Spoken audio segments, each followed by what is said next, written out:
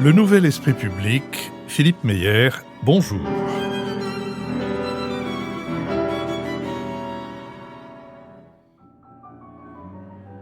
Bonjour, merci de nous avoir rejoints pour ce nouvel esprit public au cours duquel nous essaierons d'éclairer certains éléments de l'actualité de la semaine précédente. Nous le ferons avec Nicolas Bavrez, essayiste et avocat, Jean-Louis Bourlange, président de la Commission des Affaires étrangères de l'Assemblée nationale, Mathias Fekl, ancien ministre et avocat, et Béatrice Gibelin, fondatrice de l'Institut français de géopolitique et directrice de la revue Hérodote. Nous sommes partenaires de l'hebdomadaire Le 1, dont le dernier numéro est titré « Wokisme, fantasme ou réalité ?»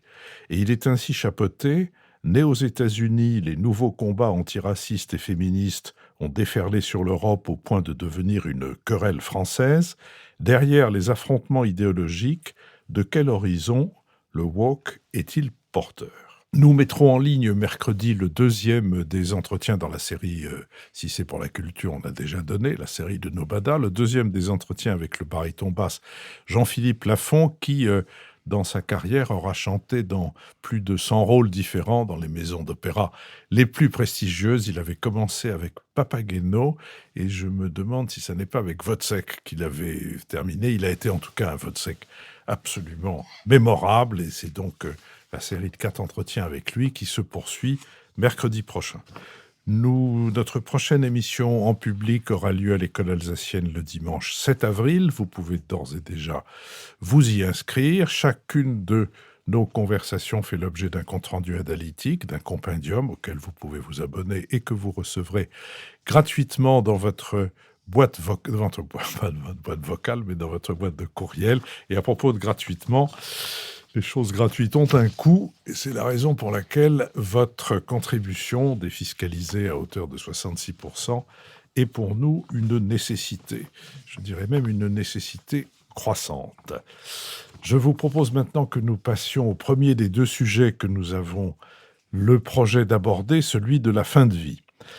Après que la Convention citoyenne organisée par le Conseil économique, social et environnemental avait remis ses conclusions en avril 2023, le chef de l'État avait promis de bâtir un modèle français de la fin de vie et annoncé un projet de loi plusieurs fois reporté. Dans un entretien à Libération et à La Croix, publié le 10 mars, le président annonce pour avril un texte qui défend une démarche de fraternité et de rassemblement. Le projet prévoit la possibilité de demander une aide à mourir dans des conditions encadrées. Cet accompagnement sera réservé aux personnes majeures, comme la Convention citoyenne l'avait recommandé. Les personnes devront être capables d'un discernement plein et entier, excluant les patients atteints de maladies psychiatriques ou de maladies neurodégénératives qui altèrent le discernement, comme Alzheimer. Elles devront présenter une maladie incurable et un pronostic vital engagé à court ou à moyen terme. Le dernier critère sera celui de souffrance physique ou psychologique réfractaire, c'est-à-dire que l'on ne peut pas soulager. Le projet de loi indique que l'accord donné à l'aide à mourir relève d'un seul professionnel, celui auquel le malade adresse sa demande, qui peut être son médecin traitant, un spécialiste à l'hôpital, un praticien en ville ou en EHPAD. Ce médecin sollicite obligatoirement l'avis d'un autre médecin qui ne connaît pas la personne spécialiste de la pathologie et d'un professionnel paramédical qui intervient auprès d'elle. Il peut aussi se tourner vers un infirmier aide-soignant ou encore un psychologue qui a l'habitude d'être au chevet du patient. In fine, c'est le médecin qui mène la procédure qui tranche. Il a 15 jours maximum après la demande pour se prononcer.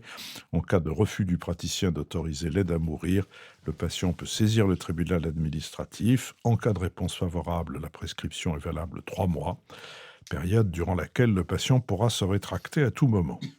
Le projet de loi vise également à améliorer la qualité de vie des grands malades. Il s'agit, selon l'exposé des motifs, de forger pour les 10 années à venir un modèle rénové et renforcé de prise en charge de la douleur chronique ou aiguë et de l'accompagnement de la fin de vie. Le texte de loi devrait être transmis au Conseil des ministres le 10 avril. Il sera dans la foulée soumis à une commission spéciale qui se réunira à l'Assemblée nationale. La première lecture en séance publique est prévue le 27 mai. Selon un sondage IFOP de juin 2023, 90% des Français estiment que la loi française devrait autoriser l'euthanasie. 85% approuvent l'autorisation du suicide assisté. Les représentants religieux, eux, font régulièrement savoir leur ferme opposition. Rupture anthropologique d'un côté, avancée sociétale de l'autre, le clivage ne s'éteindra pas aux portes de l'Assemblée nationale. Sur cette question, Nicolas Bavrez. Il me semble que ce débat sur la fin de vie, qui est un débat important, démarre mal et est assez mal posé parce qu'on a d'abord une extrême, comme d'habitude, j'allais dire, beaucoup d'outrance dans le vocabulaire et beaucoup de confusion. L'outrance, c'est de parler d'un modèle français de la fin de vie. D'abord, il y a beaucoup de pays qui ont déjà des systèmes qui permettent le suicide assisté. Et en tout cas, cette idée de modèle français paraît tout à fait, enfin, assez démesurée. Par ailleurs, ce qui a été dit, c'est-à-dire qu'il faut regarder la mort en face, je pense que ça n'a strictement aucun sens. Le problème, c'est d'accompagner un certain nombre de nos concitoyens qui sont confrontés effectivement à la fois à la fin de vie et à des souffrances intolérables. L'autre confusion, me semble-t-il, c'est qu'on parle de fraternité. S'il y a une valeur qui est en jeu, c'est la liberté de chacun de pouvoir décider de son destin, y compris quand il approche de la mort. Alors, pourquoi est-ce que... D'abord, c'est un thème sérieux. Pourquoi ? Parce que on a aujourd'hui à la fois l'allongement de l'espérance de vie, un progrès médical qui permet aussi à la fois de vivre plus longtemps, mais aussi de lutter contre les maladies. Mais ça va, du coup, on peut avoir des morts qui sont des morts longues et douloureuses. Et puis enfin, la pandémie de Covid a quand même beaucoup fait évoluer les choses parce que là, pour le coup, pour un État qui se prétend être à la fois un modèle ou regarder la mort en face, ce qui a été fait dans les EHPAD est vraiment scandaleux. Au départ de la pandémie, on a quand même laissé mourir des gens dans des conditions épouvantables de solitude et d'abandon. Donc, le point de départ, je voudrais quand même le rappeler, c'est que la loi Claes-Leonetti n'a jamais été appliquée. Dans 21 départements, nous n'avons pas aujourd'hui de centre de soins palliatifs. Et donc, la première chose à dire, c'est que la première manière d'accompagner, ce sont les soins palliatifs. Et pour l'instant, aujourd'hui, la France connaît un grand retard. Ensuite, je crois qu'il faut dire les choses comme elles sont, c'est-à-dire que sous le mot d'aide à mourir, là encore, on tord le vocabulaire, mais la réalité, c'est qu'il y a deux choses, soit le suicide assisté, soit l'euthanasie, c'est-à-dire un tiers qui donne la mort. Je trouve que, pour ma part, alors ensuite, c'est le jugement de chacun, mais que je vois peu d'arguments qui peuvent être avancés contre le suicide assisté, quand on a des gens qui sont à la fois majeurs, qui ont tout à fait leur discernement, dont le pronostic vital est engagé. Alors, à court terme, on voit bien, moyen terme, c'est plus compliqué, et qui, par ailleurs, connaissent des souffrances insupportables. Pour l'euthanasie, donc l'intervention d'un tiers, je pense en revanche qu'il faut être prudent et que notamment l'idée que ça puisse être un membre de la famille me paraît quelque chose auquel il faut en tout cas bien réfléchir avant de s'y engager. Et la dernière remarque que je ferai, c'est que après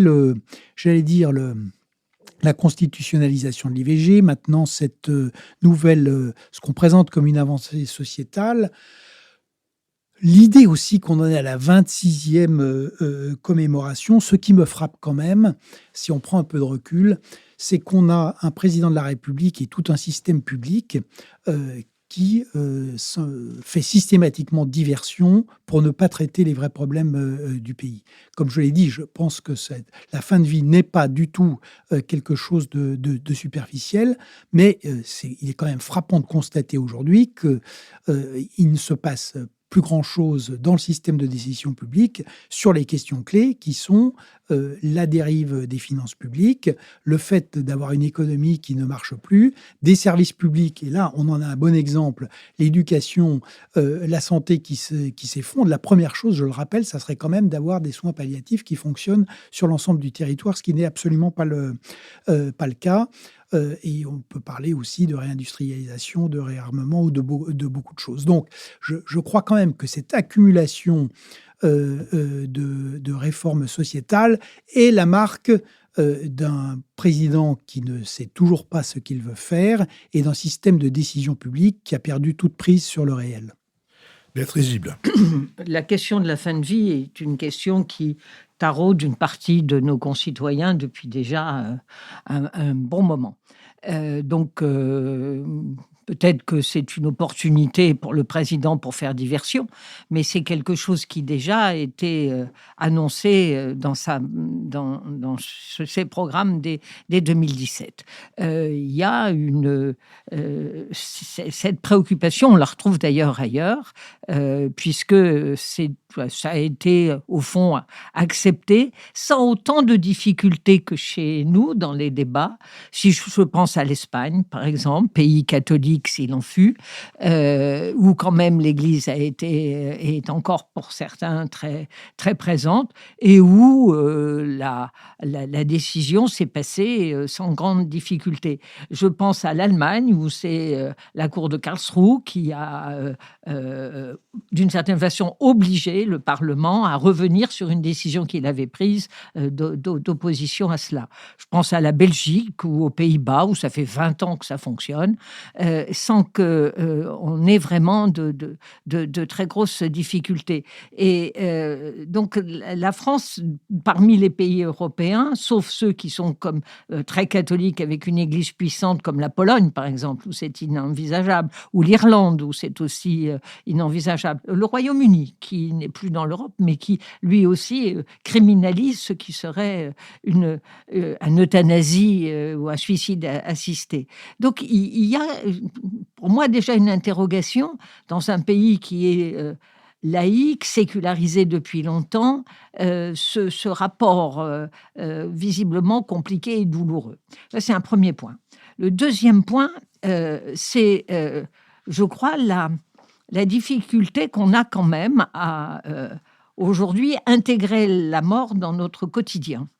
Dans mon enfance, quand il y avait un mort, il y avait des tentures noires sur les portes de la maison, il y avait des corbillards qui circulaient, il y avait des gens qui marchaient à pied derrière, je veux dire, c'était présent.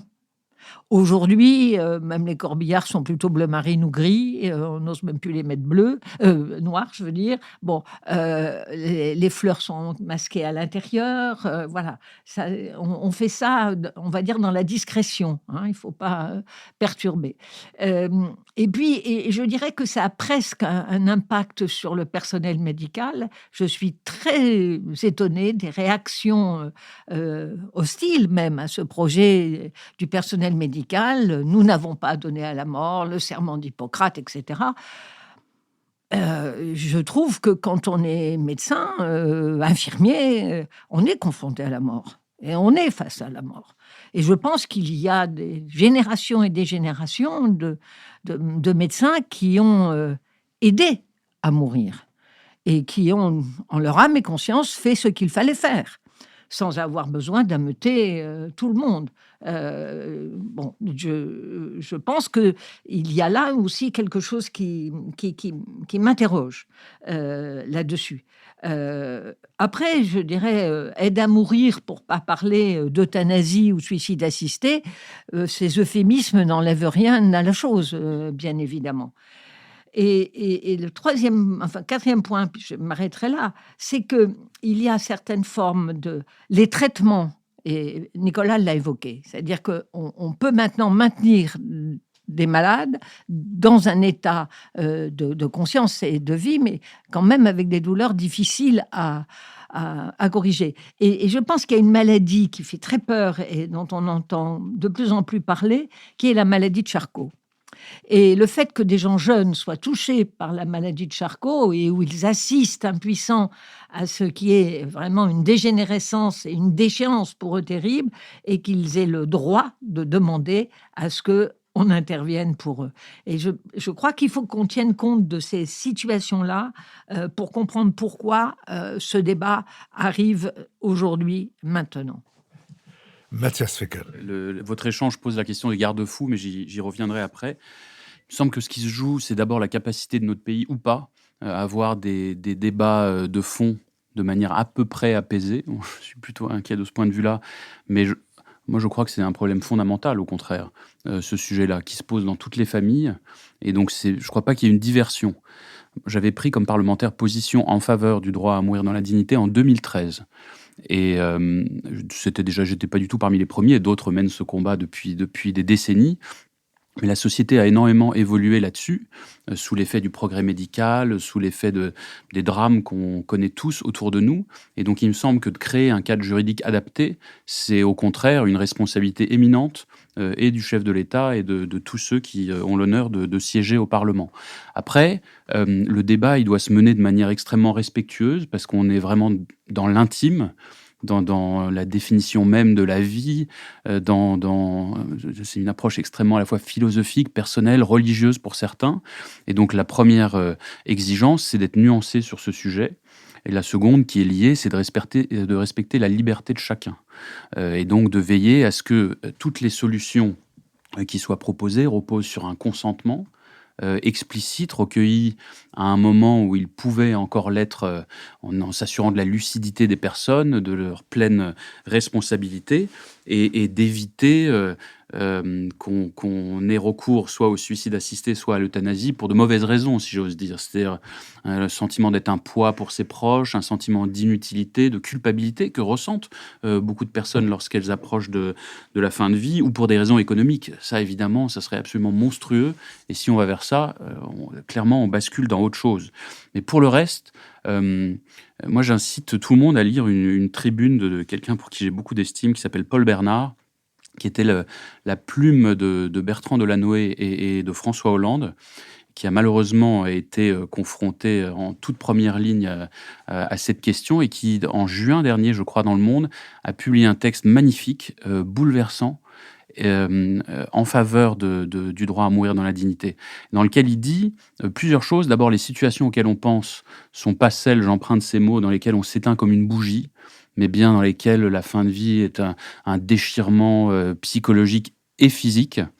Et puis, il dit, en réalité, on parle de fin de vie comme si on avait le choix entre la vie et la mort.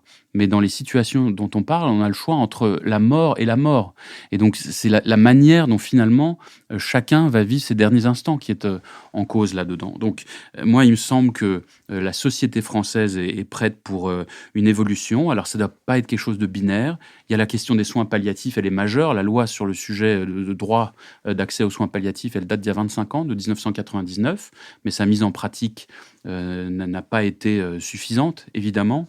Il y a des endroits extraordinaires d'humanité, de finesse, d'empathie, comme l'Institut Jeanne Garnier, par exemple. Il y en a d'autres en France. Qui est une création du cardinal Lustiger. Mais qui est un endroit... Voilà. Où d'ailleurs il est mort. Et qui est un endroit magnifique, avec des équipes incroyables. Donc cette question des soins palliatifs, elle est fondamentale, évidemment, y compris comment on dote chaque département, les déserts médicaux, comment tous les Français ont droit d'accéder à cela. Et puis ensuite, il y a effectivement la distinction très, très juste de Nicolas entre le suicide assisté et l'euthanasie. Simplement un mot pour dire que quand même, aujourd'hui, il y a énormément d'euthanasie en réalité qui se pratique dans la réalité, mais dans un cadre juridique qui fragilise absolument tout le monde, et à commencer par des soignants qui voient bien. Donc tout se fait dans le non-dit aujourd'hui en réalité, dans des non-dits entre les familles, les soignants, les patients. Donc là, il faut sécuriser, je pense, le cadre juridique, et encore une fois, les garde-fous qui sont totalement majeurs et fondamentaux, avec un grand risque là-dessus, c'est qu'on tombe dans la pure procédure. Ça, c'est un risque très français, hein. La procéduralisation, avec à la fin une captation par le pouvoir médical ou le pouvoir administratif, ou une espèce d'agglomérat des deux, qui là donnerait des choses évidemment très peu souhaitables. Jean-Louis Bourlange. Oui, c'est vraiment. Je ne suis pas d'accord avec Nicolas sur la diversion. Je suis comme Mathias, je pense qu'il n'y a pas de diversion, que c'est un sujet important. Et je ne pense pas qu'on peut reprocher au président de la République de diriger mal le pays, ce que Nicolas fait assez régulièrement, il faut reconnaître. Mais on ne peut pas lui reprocher en ce moment de passer sous silence un certain nombre de problèmes, que ce soit les problèmes budgétaires ou les problèmes, ou les problèmes internationaux. Et je ne pense pas qu'on puisse estimer que cette affaire est une diversion. Effectivement, elle est détachée de tout rapport d'urgence à la conjoncture, alors que le gouvernement est assailli par des moments d'urgence, mais ça n'est pas une raison pour ne pas l'aborder. Je suis effectivement... la deuxième remarque préalable, c'est j'espère que ça ne va pas tourner au pugilat politique. Alors je crois que ça ne tournera pas au pugilat politique au sein de l'Assemblée. J'espère, je pense, au sein du Sénat non plus. En revanche, je trouverais très, très regrettable qu'il y ait de grandes manifestations, car ce n'est pas une affaire de pression. Je comprends très bien que, notamment les catholiques et d'autres, aient une réaction négative. Moi-même, la mienne est plus que prudente et même assez négative, mais je pense que ça ne doit pas s'exprimer à travers des tentatives de formation d'un rapport de force. Et donc, je ne voudrais pas qu'on ait la même sorte de manifestation qu'on a eue sur le mariage pour tous, sur le Pax, enfin, tout. Bon, je crois que c'est des choses importantes. Sur le fond, je suis très perplexe. J'attends de voir ce qu'on va nous donner exactement à voir. J'attends de voir comment tout ça va se faire. Mais je crois que, d'abord, on confronte là deux logiques qui sont très différentes. Alors on appelle ça suicide assisté, euthanasie. Il y a une logique de liberté, c'est-à-dire est-ce que quelqu'un est maître de sa vie et de sa mort, qui est une logique très précise, et une logique qu'on peut qualifier de fraternité, c'est-à-dire est-ce qu'on doit aider les gens à mourir pour s'épargner un certain nombre de souffrances. Ces deux logiques sont différentes. Alors pour la liberté, je crois que c'est une question... Évidemment, l'Église est totalement hostile. Elle estime que la vie appartient au Seigneur, n'appartient pas à chacun d'entre nous. Donc elle est très hostile, mais on comprend des attitudes qui relèvent plus du stoïcisme antique. On pense à des suicides comme celui de Monterland ou celui de mon vieil ami Roger Stéphane, des choses comme ça, qui sont des gens qui, à un moment, estiment que il faut s'arrêter. Il faut s'arrêter... et voilà. Et là, on voit bien qu'on ne voit pas pourquoi on limiterait à des conditions assez précises, c'est-à-dire la souffrance, l'imminence de la mort, la souffrance, l'absence de possibilités alternatives, et on décide de se suicider. Et en revanche, on ne voit pas non plus pourquoi on bénéficierait d'une assistance. On doit le faire soi-même. Et effectivement, peut-être la société doit donner les moyens d'information technique sur la façon de procéder, mais c'est une décision entièrement personnelle. Ça, je crois que c'est un débat. C'est un débat qui se pose en soi, qui est indépendant de la fin de vie en termes médicalisés. Et puis l'autre logique, c'est une logique de fraternité combinée avec la liberté. Et là, je trouve qu'on est dans des domaines extraordinairement dangereux. Je comprends tout à fait ce que vient de dire Mathias, mais on est dans des domaines extraordinairement difficiles à contrôler d'une façon raisonnable. On peut se poser une première question, qui doit donner la mort? Alors, on voit bien tout de suite un proche. le mari de la femme du mari, etc. Ça, je crois que c'est absolument épouvantable. Et les exemples sont légion de gens qui ont peu ou prou participé à la mort de leur conjoint, par exemple, et qui ne s'en remettent pas. Moi, j'ai un exemple d'ailleurs tout à fait précis d'amis qui, le mari a simplement accompagné sa femme en Belgique, accompagné, ils sont partis à deux, il est revenu seul. L'homme est véritablement profondément dévasté. Le corps médical, moi, je comprends très bien les réactions des médecins qui disent on n'est pas là pour ça, on ne peut pas. Alors évidemment, de toute manière, il y aurait une clause de conscience, c'est évident, mais même je comprends très bien que ça soit considéré comme quelque chose de très inhumain. Et je pense, comme Badinter, je crois que Badinter a raison sur ce plan, qu'en démocratie, on ne donne pas la mort à l'autre. Il faut donc que ce soit, et là on revient à la liberté, que ce soit une décision de la personne concernée, et donc dans quelles conditions. Et là on voit bien à quel point tout ça est fragile, parce qu'il faut que la personne soit consciente, on dit la souffrance, l'urgence, hein, c'est ça la conscience, l'urgence, hein, c'est ça et évidemment la volonté claire. Or là, on est dans des domaines, la volonté, c'est la mort et le bûcheron, précisément. Quand la mort vient, on n'a plus envie de la recevoir.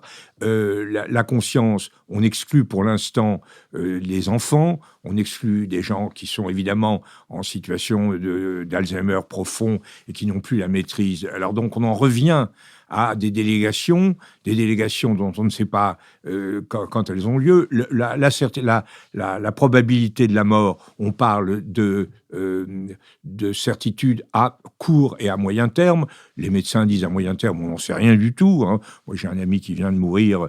Il avait un cancer du pancréas. On lui a pronostiqué 6 mois maximum. Il voulait vivre. Il a tenu 18 mois. Bon, tout ça n'est pas clair du tout. Et or, on voit que dans les usages, toutes les lois dans lesquelles on pose des principes, ces principes sont peu à peu déplacés. Et enfin, je crois qu'on est tous d'accord là-dessus, et je suis très choqué par la façon dont on aborde la chose, c'est le problème des soins palliatifs. Dire qu'on va faire une loi pour dire qu'on va faire des soins palliatifs, alors qu'on a la loi Claes-Leonetti, c'est-à-dire on va faire une loi qui va dire on va appliquer la loi. On va appliquer la loi précédente. C'est évidemment totalement aberrant, et je crois que l'effet pervers, je termine, l'effet pervers de la possibilité alternative d'échapper aux souffrances par la mort donnée sera, dans cette situation désespérante sur le plan des finances publiques, où les moyens sont jamais là, etc., ce sera effectivement la fin des soins palliatifs. Donc je crois qu'il faut commencer par le commencement. Le commencement, c'est d'appliquer la loi Leonetti et de créer effectivement très rapidement les unités de soins palliatifs, qui sont très difficiles à mettre en place, très coûteux, mais c'est par ça qu'il faut commencer. Merci. Je vous propose que nous passions à notre deuxième sujet, qui est de se demander si le triangle de Weimar peut relayer le couple franco-allemand. Lequel couple franco-allemand, ou le moteur franco-allemand, comme on dit ailleurs, est aujourd'hui grippé. Le chancelier Scholz ne voit pas de salut de l'Europe hors de son ancrage avec les États-Unis, tandis que le président Macron prône la souveraineté européenne. Les deux dirigeants étaient du même côté, celui des sceptiques et de l'apaisement avec la Russie au début de la guerre. Mais depuis l'été 2023, la position d'Emmanuel Macron a radicalement changé pour se rapprocher de celle des pays de l'Est de l'Europe et du Royaume-Uni. Les désaccords et l'inimitié entre les deux hommes semblent avoir augmenté après l'annonce du chef de l'État français de la possibilité d'envoyer des troupes en Ukraine. Afin de débloquer la situation, le chancelier allemand a réactivé à Berlin le 15 mars le triangle de Weimar, cette entente cordiale entre la Pologne, l'Allemagne et la France, créée en 1991 pour soutenir le pays, alors dirigé par Lech Walesa, dans son adhésion à l'OTAN. Un canal qui a connu de nombreuses pauses, surtout ces 8 dernières années, lorsque le parti souverainiste ultra-conservateur Droit et Justice, le PiS, se trouvait au pouvoir avec une position très atlantiste et en privilégiant une relation bilatérale avec les États-Unis. Depuis décembre 2023 et l'arrivée aux affaires de Donald Tusk, les Européens attendent beaucoup du nouveau gouvernement polonais en matière de réengagement. À l'issue de ce sommet, le chancelier Scholz et le président Macron et le Premier ministre Tusk ont promis de livrer davantage d'armes à Kiev, notamment de l'artillerie de longue portée. Cette coalition sur les frappes en profondeur avait déjà été présentée le 26 février à l'Élysée lors de la conférence de soutien à l'Ukraine, mais cette fois, l'Allemagne l'endosse ouvertement. L'augmentation des livraisons d'équipements militaires sera effectuée via des achats sur le marché mondial et par la production d'armes sur le territoire de l'Ukraine en coopération avec divers partenaires. Le chancelier allemand a aussi indiqué que les pays européens allaient se servir des recettes générées par les actifs russes gelés pour financer des achats d'armes. Selon les estimations, l'Europe aurait gelé près de 300 milliards d'euros d'actifs de la Banque centrale russe et plusieurs dizaines de milliards d'euros de biens divers appartenant à des personnes sanctionnées. Olaf Scholz s'est également félicité de la nouvelle aide militaire de 5 milliards d'euros annoncée la semaine dernière par l'Europe à l'issue de plusieurs mois de négociations. Donald Tusk a souligné qu'il était important que Paris, Berlin et Varsovie parlent d'une même voix et il a annoncé la tenue d'une réunion du Triangle de Weimar cet été. De retour à Washington, le Premier ministre polonais avait rappelé que l'Europe devrait surtout penser à renforcer sa défense dans la perspective d'une victoire électorale de Trump en novembre. Sur cette question, Matthias Feckel. Alors, le triangle de Weimar, ça fait partie de ce vocabulaire un peu ésotérique parfois auquel l'Europe peut nous habituer. Je ne suis pas sûr que ça parle énormément à beaucoup de monde, mais pourtant c'est un format très intéressant. Vous l'avez rappelé, il est né en 1991, à l'époque pour soutenir la Pologne dans sa volonté d'adhérer à l'OTAN et donc 2 ans après la chute du mur de Berlin, et un contexte géopolitique qui était totalement différent. Alors si la question se pose aujourd'hui de l'importance de ce triangle, c'est d'abord parce qu'avec la guerre en Ukraine, on a effectivement une prise en compte accrue des attentes des pays de l'Est au sein des processus de prise de décision européenne. Et les pays baltes, dont on comprend la très grande inquiétude aujourd'hui face à Vladimir Poutine, se sentent d'une certaine manière rassurés par la renaissance de ce triangle. Mais plus profondément, si le triangle de Weimar, ces derniers jours, a acquis une actualité importante, c'est évidemment sur fond de désentente franco-allemande majeure, sur tous les sujets de longue date, sur les grands sujets d'intégration économique, sur l'énergie, sur l'immigration.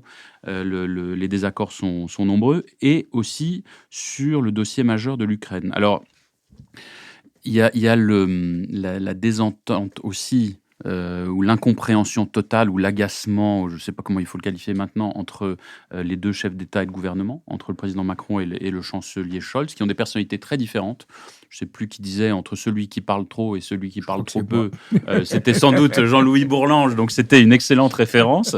Ça ne passe pas. Il y a 2 styles de gouvernement très différents, adossés à des institutions politiques aussi extrêmement différentes. Mais aujourd'hui, il me semble qu'il y a vraiment un grand besoin d'abord de se ressaisir dans la relation franco-allemande. Je dirais après ce que le triangle de Weimar peut apporter selon moi, mais je ne crois absolument pas qu'il puisse venir se substituer au moteur franco-allemand. Ça, c'est un leurre, même si aujourd'hui, les Allemands irritent énormément en France et inversement. D'ailleurs, je ne pense pas qu'une Europe forte puisse se construire sans qu'il y ait une entente sur les grands sujets, ou au moins un accord sur le désaccord, comme on dit dans la pratique de la médiation. C'est-à-dire qu'on se parle à nouveau.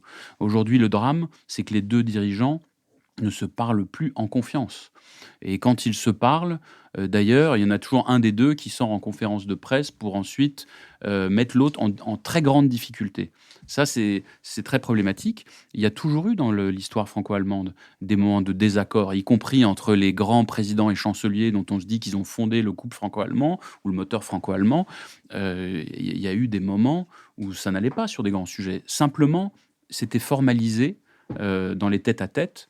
et il prenait grand soin de ne pas s'exprimer de manière à mettre l'autre en difficulté majeure sur sa scène politique intérieure ou sur la scène internationale. Donc il y a un grand besoin là, de se ressaisir, de trouver les formats et les canaux de la discussion. Alors ensuite, sur le triangle de Weimar, il me semble que ce pivot vers l'Est, ou cette prise en compte des attentes des pays membres de l'Union européenne à l'Est, évidemment peut être facilité par le rôle de la Pologne, que le président Tusk, aujourd'hui, qui connaît les institutions européennes, qui en est un grand praticien, et qui sait aussi ce que ça peut supposer d'effacement, de mise en retrait pour rapprocher des points de vue, eh bien, peut avoir un rôle extrêmement positif, un rôle utile. Voilà, après, encore une fois, le franco-allemand, ça ne doit jamais être quelque chose d'exclusif au sein de l'Union européenne, mais ça reste, selon moi, absolument incontournable. Si la Pologne joue un rôle aujourd'hui, c'est aussi parce qu'elle est montée en puissance économiquement. On n'est plus à l'époque du plombier polonais, cette expression lamentable qui avait fleuri au moment du référendum en 2005, qu'elle est montée en puissance aussi d'un point de vue militaire. France, Allemagne, Pologne sont les 3 premières armées européennes maintenant que le Royaume-Uni a quitté l'Union. Béatrice Gibelin. Oui, effectivement, le moteur, parlons pas de couple, puisque c'est très mal vu en Allemagne de parler de couple franco-allemand, prenons le moteur. Je suis d'accord avec Mathias, ça reste un élément central, évidemment, de la permanence de l'Europe et de son évolution. Ceci étant, si on est dans ces dissensions ou ces mésententes fortes, c'est parce qu'on n'a jamais été dans une situation comparable depuis le début de la création de l'Europe. Des tensions entre la France et l'Allemagne, il y en a eu. Mais là, on est dans quelque chose de totalement différent. C'est-à-dire que un des partenaires choyés sur le plan de l'énergie par l'Allemagne, qui était la Russie, parce que n'oublions quand même pas que Nord Stream 1 et 2 a été fait avec l'accord de l'Allemagne et voire même l'appui de l'Allemagne, qui était un moyen d'enlever à l'Ukraine une grande partie de ses revenus, puisque plus de royalties, puisque ça ne passait plus sur son territoire. Donc le pari qui a fonctionné pendant un temps pour l'Allemagne sur le plan économique, une énergie pas chère, une exportation en Chine et puis au fond l'OTAN pour s'occuper de notre défense, aujourd'hui c'est quand même 3 points forts qui sont extrêmement fragilisés. Donc l'Allemagne, elle est dans une situation, le gouvernement allemand est dans une situation où régler les mésententes comme on a pu le faire auparavant me semble aujourd'hui un contexte totalement différent. J'y vois aussi des représentations de ce que sont la façon dont se perçoivent ces 2 grands États européens. Scholz a dit c'est un changement d'époque. Ce qui nous arrive fait que c'est un changement d'époque. Et d'ailleurs, on va maintenant s'occuper de notre armée qui était dans un état absolument, on peut le dire, lamentable. Bon, même s'ils ont une industrie de défense, mais ils ont quand même toujours plutôt joué l'Amérique, les États-Unis, que d'avoir un projet de défense européen. Néanmoins, la perception qu'ont les Allemands, et en particulier les gens du SPD, c'est quand même une attitude pacifiste. C'est quand même, on ne fait pas la guerre. La guerre, c'est pas bien. Et ils se trouvent dans une coalition aujourd'hui où une partie de ses partenaires ne sont pas sur cette position-là, y compris les Verts. Et ça, c'est quelque chose qui est, à mon avis, un changement important en Allemagne. Les Verts, les libéraux et le SPD est confronté, y compris maintenant avec son opposition CSU, qui a pourtant été faire les yeux doux à Poutine pendant longtemps, qui est sur des positions beaucoup plus offensives et réclame qu'on envoie les missiles russes. Donc la situation de l'Allemagne est quand même très particulière en ce moment, à la fois sur le plan interne et dans ce bouleversement de sa situation internationale. Et puis, face à ça, on a une France qui s'est toujours voulu une puissance militaire, Conseil de sécurité, la dissuasion nucléaire. C'est son rôle, c'est j'allais dire, c'est ce qui lui garde son image. Et je vais bientôt m'arrêter. Ce qui me semble intéressant, c'est que à la fois Macron pousse à une défense européenne, faisons attention aux États-Unis avec Trump, etc. Mais je ne suis pas si sûre que les Français seraient si contents que ça si l'Allemagne devenait enfin une puissance militaire efficace compte tenu de son savoir-faire. Nicolas Bavrez. L'invasion de l'Ukraine par la Russie a effectivement fait exploser les tensions entre la France et l'Allemagne. Ça a été dit depuis le début, ce pseudo-couple est en fait un couple mal assorti parce que non seulement au départ, il y avait l'équilibrage entre l'économique côté allemand et puis la politique côté la diplomatie et le militaire côté français. Mais la réunification allemande a fait exploser tout ça. Et puis, les modes d'organisation. On a un État fédéral d'un côté, une monarchie républicaine de l'autre. La culture, tout ceci est extrêmement est aux antipodes. Et là où effectivement on a la combinaison de deux choses, c'est que il y a cette nouvelle donne qui est une nouvelle donne extrêmement brutale, avec retour d'une menace existentielle sur l'Europe par la Russie, avec retour de la guerre sur le continent européen et d'une guerre de haute intensité et durable. Et puis, le troisième élément c'est évidemment l'évolution des États-Unis qui réassurait et l'économie et la stratégie européenne. Et là, il est clair que on voit déjà pour l'instant que sous Biden, l'aide à l'Ukraine est bloquée aujourd'hui. Et évidemment, l'élection de Donald Trump pourrait ouvrir la porte à un nouveau Yalta où Trump irait discuter avec Poutine d'un nouveau partage de l'Europe. Donc, c'est vraiment un séisme. Et donc, là-dessus, que voit-on ? Finalement, deux pays qui sont tous les deux en grande difficulté. On a deux leaders qui sont extrêmement impopulaires et affaiblis. Olaf Scholz a une coalition qui ne marche plus et il bat des records d'impopularité. Emmanuel Macron, c'est la même chose, avec une absence par ailleurs de majorité et une perte de contrôle des finances publiques, de l'État et de la capacité à agir. Derrière, les deux modèles sont à bout de souffle. Le mercantilisme allemand, on l'a rappelé, c'était l'idée. J'avais les bas-coûts de l'Europe de l'Est, j'avais les bas-coûts de l'énergie en Russie et j'exportais vers la Chine. Il n'y a plus rien de tout ça qui n'existe aujourd'hui. Le modèle français de décroissance par la dette publique, il est mort aussi. Il suffit de voir aujourd'hui l'état des déficits et de la dette. Et puis, il faut rappeler quand même que les deux pays sont unis par le fait qu'ils se sont complètement trompés sur la réalité de ce qu'était la Russie de Vladimir Poutine. Donc, c'est là où ce qui se passe aujourd'hui est intéressant parce qu'on a eu une succession de déclarations complètement contradictoires du président de la République qui a commencé par parler de l'envoi de troupes au sol, ensuite du refus de l'escalade, ensuite du fait que la Russie était une puissance moyenne. Bref, l'intérêt de cette réunion de Berlin, c'est que ça permet de stabiliser le système. Et pour finir, je dirais que, bien sûr, ce qu'on a dit est tout à fait vrai, c'est-à-dire que Weimar en soi, c'est pas là-dessus qu'on peut vraiment reconstruire le socle, mais ça peut permettre peut-être de surmonter les divergences. Parce que ce qui est intéressant, c'est deux choses. Premièrement, l'évolution de la Pologne, qui manifeste le fait que l'Europe centrale et orientale, mais aussi et surtout les Baltes, ont de plus en plus de poids.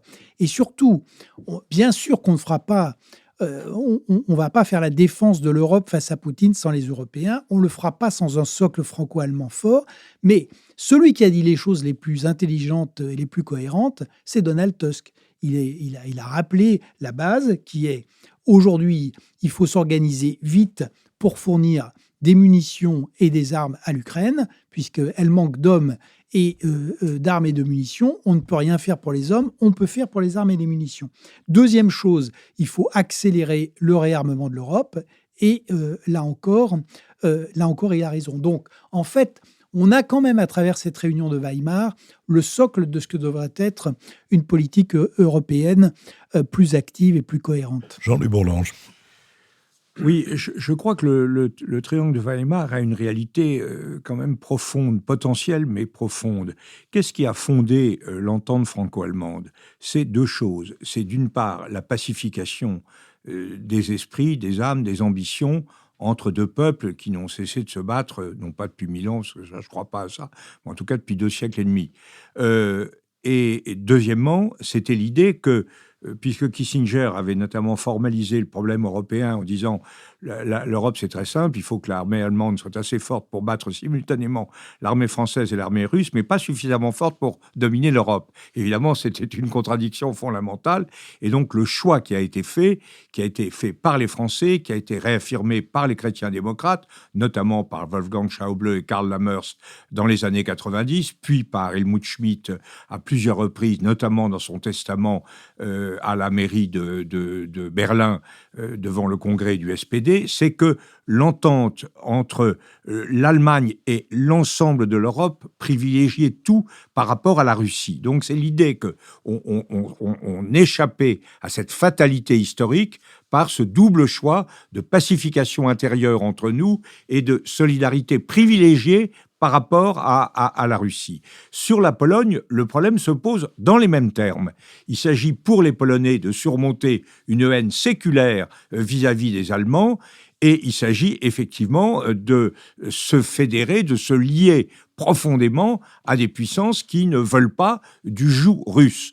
Le PiS, l'ancienne direction polonaise, était de ce point de vue dans une contradiction totale, développant à la fois l'hostilité à l'Allemagne, l'hostilité à la Russie et l'hostilité à l'Europe. Donc il y avait une contradiction. Et de ce point de vue-là, les élections en Pologne de l'automne dernier ont véritablement modifié la donne. Donc je crois qu'il y a là quelque chose de très fort qui n'est pas garanti. La France, la France, même le général de Gaulle, contrairement à ce qui est dit, a toujours fait le choix de l'Allemagne par rapport à la Russie et n'a jamais fricoté avec la Russie, si je puis dire, quand la Russie était menaçante pour nous. Dès que, François Bujon l'étant rappelé l'autre jour, dès que les Russes sont réintervenus en République tchèque, il a arrêté les affaires. Les Allemands ont été tentés à plusieurs reprises, notamment du temps de Willy Brandt, avec l'affaire Guillaume, d'avoir une relation particulière avec la Russie. Et Schmitt y a mis bon ordre, et Kohl a suivi cette direction. Et même, à l'époque, Schröder n'a pas dit grand-chose. Donc, on a vraiment maintenu ce lien fondamental, et les Polonais, donc, font ce choix. Donc, je crois qu'il y a là quelque chose de très important, notamment à la lumière du désengagement américain. Simplement, je pense que je crois que M. Haro qui dit, Gérard Haro qui dit, il ne faut pas parler de couple, tout ça, c'est de la mythologie française, il faut parler d'entente. Il a quand même tort de ne pas considérer que c'est un élément central de la construction européenne et qu'il faut le considérer comme tel, et que cet élément est absolument vital. Deux conséquences à cela. Premièrement, un triangle, les ménages à trois, c'est pas la même chose que les couples, hein. C'est plus compliqué. Ça a du charme, mais c'est plus compliqué qu'un couple. Donc, il faut faire attention, et comme ça implique, parce que ce qu'il y a derrière, c'est que la Pologne, elle porte toute l'Europe centrale et orientale, l'Europe de la confrontation immédiate, de la vulnérabilité absolue avec la Russie, que ce soit dans les Balkans ou que ce soit dans les pays baltes. Ça, donc, ils sont porteurs de cela. Et donc, maintenant, on a cet élément d'intégration à l'Europe de cette réalité. Et simplement, ça passe, quand on est trois, ça passe par le développement des institutions communes. Je crois que c'est le grand absent de l'élection européenne en ce moment, c'est l'idée des institutions européennes. Ce qui fait l'originalité de la construction européenne, c'est l'intégration politique, juridique, institutionnelle, judiciaire. Et là, je trouve que derrière le triangle, il y a cette possibilité. Et puis, il y a deuxièmement une très grande inquiétude qui a été exprimée par vous d'ailleurs, qui est ce que qu'on appelle le Sonderweg, la tentation de la voie allemande, parce que les Allemands sont dans une situation, c'est pas la dégradation du couple franco-allemand, c'est une conséquence de ça, c'est pas la cause, mais les Allemands sont privés comme l'a dit Nicolas, sont privés de perspectives commerciales vis-à-vis de la Chine, sont privés de débouchés d'approvisionnement énergétique par rapport à la Russie, sont menacés d'être privés d'une garantie de sécurité par les États-Unis. Ils sont sur le plan intérieur, sur le plan économique, ils ont un système bancaire qui est faible, ils ont un système démographique, des ressources démographiques très faibles, et dans la stagnation allemande, les pénuries de personnel sont absolument fondamentales, et ils ont un retard technologique qui est très fort, très important. Et alors, face à cela, on connaît bien les Allemands. La tentation allemande, ça peut être le repli. Le repli sur soi, le Sonderweg, la voie unique en disant on va se débrouiller, on va acheter des trucs aux Américains pour qu'il reste des armements, pour qu'ils restent un peu chez nous, on va s'arranger un peu avec les Chinois, puis les Russes, ça ira peut-être mieux plus tard. Et ça serait tout à fait catastrophique. Et je crois que le triangle de Weimar doit être un moyen de contrer cette démarche unilatéraliste, qui est une tentation compréhensible, et elle n'est pas en soi critiquable, mais elle est effectivement tout à fait contraire au projet européen qui est le nôtre. C'est un des grands enjeux des mois à venir pour l'Union européenne. Merci, nous sommes maintenant arrivés à notre dernière séquence, la séquence des brefs, que j'ouvrirai en annonçant peut-être pour certains que Jean-Marie Borzex, qui fut le directeur et le rénovateur de France Culture de 1984 à 1997, est mort dimanche dernier. C'est à lui que je dois d'être entré dans cette maison. Sa façon d'incarner ce dont il se réclamait suffisait à asseoir son autorité, qu'il s'agisse de ses convictions personnelles ou de ses conceptions du métier. De tous ceux sous la responsabilité de qui j'ai eu à travailler, il est le seul que j'appelais patron.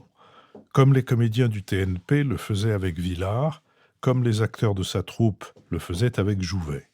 Comme moi, comme nous, qui étions la troupe qui l'avait réunie, en plus de reconnaître et de partager sa vision de notre métier, en plus de nous retrouver dans son idée du service public, qui était de prendre le risque de proposer à nos auditeurs des émissions dont ils ne savaient pas qu'ils pourraient les aimer, en plus de comprendre qu'il offrait à France Culture l'avenir dont elle avait besoin, nous ressentions une affection et une admiration immarcessible pour l'élégance avec laquelle il nous dirigeait. Élégant est une épithète qui lui allait et qui lui va pour toujours. Jean-Marie Borzex était l'élégance fait homme. Nicolas Bavrez. Je voulais recommander la lecture de Eri De Luca, qui est un auteur italien napolitain qui a été engagé à l'extrême gauche dans l'Otta Continua, qui est resté.